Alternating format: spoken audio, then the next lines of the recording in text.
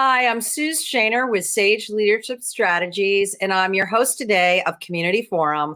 And I have the great pleasure to introduce to you Eve Emerson, who is an executive coach and a leadership development consultant. Welcome, Eve. Hi, Suze. How are you? Thanks for having me. Oh, so great to have you on the show. So, in all transparency, I want to let the viewers know you and I have known each other for almost 20 years, a long time. Wow. Yeah, indeed. Yep.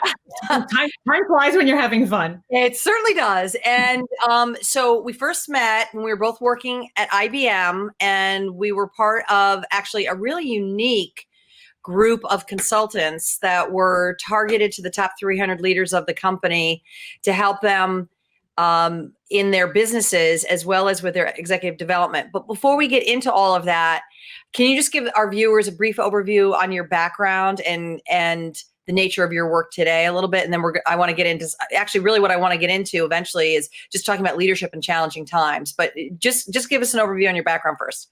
Sure, great. So just a little bit, I actually am born and raised in New York. I grew up in Brooklyn, and I come from a multicultural, diverse family. My mom's Cuban. My dad was born in New York, but his grandparents came from and immigrated from Turkey and Greece. So I've got a great mix of a background, which I'm very proud of. And my parents were modest people. My father was an entrepreneur. My mom was a hairdresser by trade, and they didn't have much education, but boy, they really focused on making sure that we did, and we were very well, prepared for our professional development. And so, can I pause you there for a sec? So it sounds like you are really an American, in terms of a melting pot and a mix of a bunch of different countries, and you're first generation on your mom's side. So really kind of you can represent like the face of America. Can I just say that as we're sitting here 2 days after the election, waiting for the results? I think that's spot on. Yes. And I'm very proud of it. And it just shows how we are made up. I mean, we're not all pure, born here. We come from a mecca and a melting pot of other, countries. And it's great. It's great. So very, very proud of that. So I guess, for me going to school, I did a pathway that maybe was a little bit different. When I left high school, I went into more of a secretarial school. My mom thought that was really important at the time. So I did that. I went into the workplace. I wound up working at American Express, and I was a coordinator there, proofreading all of the newsletters that get put into the statements. And then realized that I wanted more. That wasn't enough for me. And so I went to school. I went back, got my bachelor's degree in communications, went back into the workplace, and wound up landing in HR. I had no plan I didn't even know what HR was. And I wound up landing. So you were kind of trained or conditioned just culturally, it sounds like, to go to secretarial school and right out of high school. And then you got in the workplace, and then you took it upon yourself to get a college education. Did you do that while you were working, or did you take time out to go to school? I took time out, and then I wound up working part-time in some places. I did like a lot of temp work during the time, but my parents were really wonderful and gracious, and I was able to at the time, go to school full time, which was a real blessing, and just grateful for that. So it was really very helpful. But then when I got back out, I thought that I was going to be in the communications field. I wanted to be the next Barbara Walters, and and that wasn't working out. I wound up in a company running around behind a cameraman with a microphone down Fifth Avenue one day, and realized, nope, this is not what I want to do either. So I wound up in a reinsurance company in an HR function. And again, had no idea what it was all about. And it was really exciting. I learned how to be a trainer. I learned how to develop leadership programs, manager programs. So I wound up building their training function from nothing into a really powerful training function for a small organization, doing career development, doing manager training, doing sales training. So I really got involved in some of the basic training skills and delivering of programs, which is really, really good. And then while I was there, I wound up going to NYU to get my master's degree in human resources and organization development, because I realized like this is what I want to be doing. So that was how How did you land on that? I mean, what about the work really excited you? Because obviously I know you're a very high energy person and it's really important for you to be engaged with what you do. So what was your window into, this is it? It was working with people. It was the one-on-one, and it was the help that I was providing. Like, I just got a real charge out of seeing people's like light bulbs go off when they had an aha moment. That really just resonated for me. And all I wanted to do was just keep giving them more and give them more ideas. And people would come to me for some career advice. And so it was just a very rewarding thing. I've always been a giver. That's my personality. And so it just really connected with who I am. And it just, again, just gave me that permission to go, yep, this is what I want to do. So it was really exciting. Okay. So then fast forward us a little bit. Yep. You knew this is where you wanted to go. And since that time, you've had a number of positions for a number of kinds of organizations. So just give us a brief overview and highlight of the different kinds of positions and roles that you've had. Sure. So when I left that company, I wound up doing various roles, mostly assistant vice president roles in companies in the financial services industry, as well as the technology industry, and doing things around creating manager programs, leadership programs, also doing career development in some areas, and then more advanced after IBM, it was actually setting up centers of excellence in the talent development space. So really looking at the talent pipeline, if you will, and the way organizations need to look at talent holistically. So I was able to set up what we call centers of excellence that include learning, it includes talent development, it included performance management and the training around performance management, it included employee engagement and succession planning and leadership development. So I did that in a number of technology companies after that. Okay. So what I want to do, so that's great. Obviously, you have a broad background in the area of developing employees and leaders, those who are leading the organization. So what I want to do is highlight a couple of times in our recent history in this country and globally, and also in business. So I want to talk about 2001, 9/11. I want to talk about 2008 and 2020 in terms of what we're both seeing, because we both work in a similar space and we've often collaborated together, but what we're both seeing in terms of the challenges and opportunities in developing leaders. So first, let's go back to 9/11. At 9/11, you and I were at IBM in IBM's Learning Center, running an assessment center for high potential executives. And we had 12 participants from around the globe, Asia, Europe, Canada, the US, South America, all around the globe, 12 selected folks. I was downstairs in the Learning Center with two of our colleagues in the classroom. You were upstairs with senior leaders who you were prepping because they were going to be observing folks. This was a 3.5-day program, and your senior leaders were going to be observing our participants in various simulations. And so we had just kicked off this program. Remember, Tuesday morning, and we had just tasked the participants with the first exercise, which ironically enough was a simulation that the global airline system had just gone down. Okay. This is not lost on us, right? And they were given all sorts of information, and they had 2.5 hours to prepare how they were going to address this. So my two colleagues and I walked out to get coffee, and then you came downstairs with all the participants and said, turn on the TV in the lounge.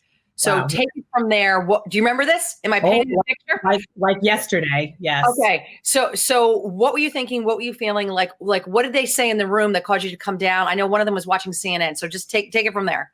Yep. So I was getting ready to kick off the observers, like you said, and I was just getting ready to tell them to shut their laptops so that we could start the process. And one of the HR leaders, she said, "Oh my God, something just happened." And that's when she said a plane went into the tower. And so we ran down to the TV, because in the lounge area was a television, and we all kind of pulled together, put the TV on, and just watched the horror together. And it was scary. It was and I remember when we turned it on, and then we sat there and we watched the second tower go down. And so you had You had 6 people plus you, so that was 7. Me and Yep. 3 colleagues, so there was 10 of us there, just watching this. And then it was quickly like for us all collectively to say, what's happening? What do we do? And I was very aware at the time, oh my gosh, we don't really know what's going on. We are sitting at the largest technology and most powerful technology company in the world, the corporate headquarters. I don't know. We could be a target. I don't know. But one of our colleagues said to me, well, we don't have to let everybody in our classroom know, because they were just tasked. They're going to be in there for 2.5 hours. Let them just work. And so this is one of those moments. This is one of those defining moments when your manager doesn't train you for this. Like, what do you do? I mean, hopefully now these days they do. But just intuitively, I was like, no, I don't think that's the right thing to do. First of all, we have no idea what's happening. Second of all, we don't know if any of these people have relatives in that tower. Yeah. So, and then some of the senior leaders ended up leaving because they had to check and see were their employees, our customers. I mean, what was going through your mind at the time? Well, it was fascinating to watch all of us really pull together, first of all. I think it was just an effort in just humanity coming together. It didn't matter who we were, what level, where we sat. It was just like, something's happening. We need to address it quickly. And so I think, we made that decision on the spot. No, everybody out. Let's see what's going on. So, because we didn't know. We were scared. We didn't know what was going on. Yeah. But I just commended, just thinking about that, the senior leaders that were there. It was an HR senior leader who ran one of the locations, I think down in Philadelphia. And there was another HR person with her, I believe, or another leader, an executive. And they just quickly, I couldn't believe how fast they were pulling themselves together, that they, like that afternoon, and just within a few hours, they got in their car and they just drove and they left because they needed to be back into their site. So it was just amazing how we all, pulled together, because we didn't know what was happening. So we were going into this unknown space after this tragedy. And so it was just amazing to watch everybody really rally together to make quick decisions, right? Because you had to make quick decisions, whether they were right or wrong, you just had to make them to make sure that you were doing it in the best interest of people that were there. Well, you know what? That's interesting. Yeah, because we were all like, okay, what do we do? What do we do? And it's like this, what I just had the decision around, do we let them stay in there? They don't know what's going on, but it's like, no, because we all have to figure out what's going on. Exactly. And it was fortuitous for that particular program that we had someone in HR, because that's not always the case. A lot of times it was the business leaders. Exactly. So not that the business leaders, a lot of them did have that mindset. And then I remember we stopped the program for that day. Yep. And then we ended up doing some hybrid for a couple of days. And then it took folks in the program up to 2 weeks to get home. I remember some of them ended up renting a car to go to Canada to get a flight out, because all the flights were blocked. One woman was from Japan, and she flew out on Friday. So this was, and 9/11 was on Tuesday. So this was only a few days later. And I remember she said that her luggage was not checked. I thought it wasn't checked, and she ended up making it home. But we got notes from people saying, I just made it home like 2 weeks later. Wow. So interesting. Yeah. I think that was one of my lessons learned, is that everybody has to very quickly, it's more of a sensing kind of thing. What's happening? What do we need to do? It's very much a crisis mode. And then figuring out over the subsequent hours and days, what's really happening. Yeah. People had to use their intuition. We had to use our intuition more than the head and the knowledge, because we didn't have enough knowledge. So we had to go with the gut. We had to go with the heart to say, okay, here's what we need to do, and do it now. So that was very, very much less. So what's your takeaway from that one? And I want to talk about 2008. The lesson from there is really that, in time of crisis, people rally. People can get together and make things happen. And we saw that firsthand. So one of the things that I really walk away with. Yeah, absolutely. And I think that sometimes your first instincts may not always be the best, which is why you do need that collective conversation. Exactly. Because it's like, well, what's really happening? And none of us knew. No. Okay, so let's go to 2008, the crash here in the States. Mm-hmm. Where were you at the time? What was happening? Obviously, you're still in a role where you're supporting leaders. Can you take us through any highlights from that period of time? Yeah, so it was interesting to think back on that as I was thinking about my career. But in 2008, I had just joined a small tech company, about 5,000 people in New York, MISIS. And it was a new role. I was very excited about it. And it was in 2008 when I joined them. And so for me, I was like, okay, now what, right? Because all this stuff was happening. We didn't know what was going to happen from a financial perspective and the organizations. And so I was obviously most worried about, will I keep my job? Which was fine. I was there for a few years. But the things that people were really looking at were mostly around their business. We were very much in the sales, business as well. And so, what were our customers doing? How do we service the customer? So leaders were more really in tune with their customers and really what they can do to help them, what they can do to really guide them through the process, and really continue to partner with them through the ordeal. And then what I noticed in that time, and even after that, I was in two different companies, right? So Misys for a few years, and then I went to LexisNexis, both technology-based and services organizations. What I saw mostly happen was a lot of reorganization, a lot of streamlining, because as an organization, you keep trying to figure out how do you best control your costs, how do you maintain your budgets. So there was a lot of streamlining and organizational restructuring happening during those times in the two organizations that I was with. You know what? That's very interesting, because at that time I had already left IBM and started my consulting practice. And I had one client on contiguous assignments for 5 years. And during that time, it was interesting. The whole organization ended up looking very different. So within that time frame, the organization did a divestiture. Then it was acquired by a parent company. And as you're saying, a lot of reorganization, just trying to pivot, trying to figure out, how we can, increase the margins, et cetera. How can we pivot in this economy? And I remember as an external consultant, I was doing leadership development and a lot of executive coaching at that time. There were some instances where I, as an external consultant, was holding the history and connecting some people internally to all these different hybrids, permutations of what was my original customer that kept changing in terms of who the parent company was, or was I doing some work for the divested company? So very constantly changing, very complex and ambiguous, and as well as a lot of my clients having that change fatigue. What did you experience, and how did you support your clients with change fatigue?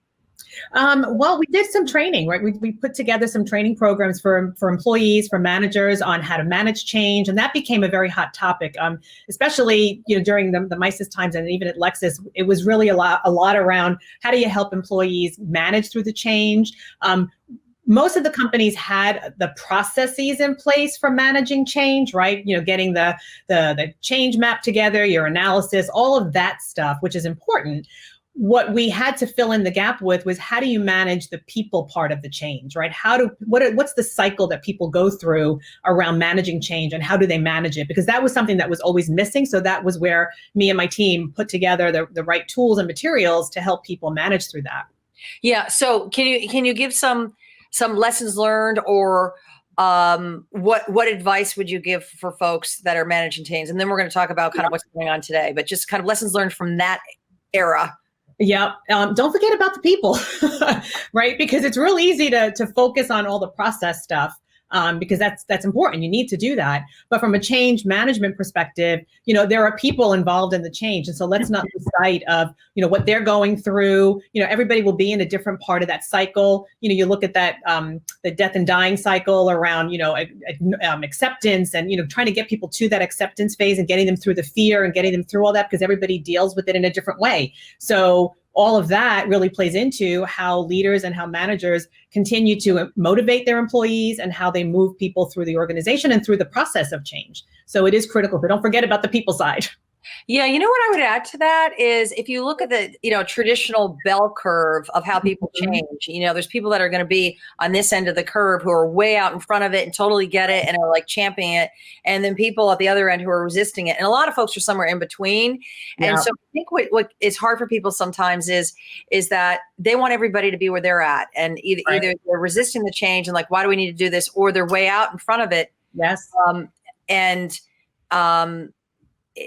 They're like, why don't people just get with the program? So it really, sometimes it comes down to collectively, what are people's tolerances, not only for what the change is, but how they see everyone else managing the change. Oh, Dave's talking about who moved my cheese. Do you want to? There you go. Yeah. Do you want to say anything about that? That analogy, who moved my cheese?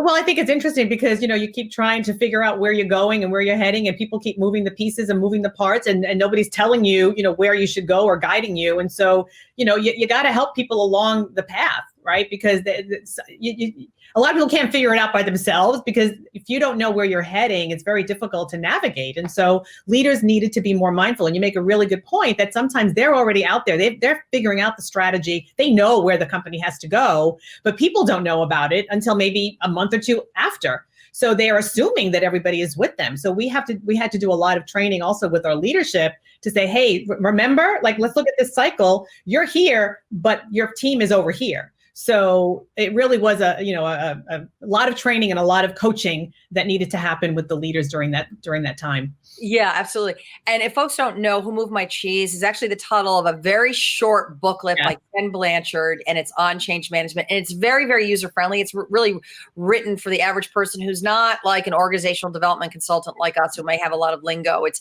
very easy to understand in terms of, what the average person goes through. And I think that's one of the most important things, is just, especially from a leadership standpoint, is leaders feel like, well, I've already communicated that. I mean, they already know that. But in times of change, when so many things are moving, I think it's rare. You can't really over communicate, because people need to hear it multiple times in multiple ways, and also to internalize it. Well, what does this really mean for me? And there's so much going on that people don't really have their grounding, and it can be very messy. And I think, especially sometimes in business and different kinds of organizations, it's like having the tolerance to allow people to do some kind of emotional processing around what's happening. And it's if you really want to, it's not just a head thing. If you really want to bring people along, keep them engaged, you've got to bring the heart along too, which can get messy sometimes. And the really good leaders have a knack for that. I mean, what have you found? Absolutely. I mean, I think that it's interesting. I worked with a CEO that was a former IBMer that said, communicate until you feel like you want to vomit yourself. And I hate to use that term, but that's what he said. Because it feels like you're over communicating and it's like enough already, but it's not enough, because people are hearing it at different points in time in different ways. So I do think that, I've seen leaders do it in a number of ways where they're communicating one-on-one, and they're using different modalities to communicate, because people do hear things in a different way, whether they're visual, auditory, verbal. People need to hear it in multiple ways. And well, and it used to be, know it. Yeah, it used to be, say something, 5 to 7 times. Today it's more like 12 times with different modalities, just because so many distractions. Okay, let's fast forward to today. Pick the pandemic, social unrest, the election, climate change. I don't know, pick your crisis, right? But probably the greatest one in terms of affecting how we work is the pandemic, with so many people working from home. And I know you're out consulting now for organizations. So what are you seeing with your clients today in terms of what are they dealing with, what's working, maybe what's not working? Yeah. So when we started the pandemic and the lockdown back in March, I was in the middle of doing some coaching, peer coaching circles with a pharmaceutical company. And so kind of working with these leaders through that was very interesting, because we got to see some of their challenges. And it was global leadership, global leaders. And so what I was finding with them is that some of their challenges were how to manage the employees and how to, help them get settled into this new work environment around working virtual. Not everyone was virtual. There were other leaders that had to manage the manufacturing plants, because they're manufacturing medicines and they can't stop doing that. So how are they managing the shifts and the protocols and all of that? And so it was a lot for people to go through. The one thing and the one learning that I heard from most of them is that as we got settled in, the most important thing, and we just mentioned this, was around communication, right? People needed to hear from their managers, that they needed to hear, from them what was happening. People were home now. You had a lot of people that maybe lived alone, that didn't have a network of people to connect with. So managers had to go above and beyond, making those connections with all of their team members, one by one, to make sure that everybody was okay, checking in with them more frequently.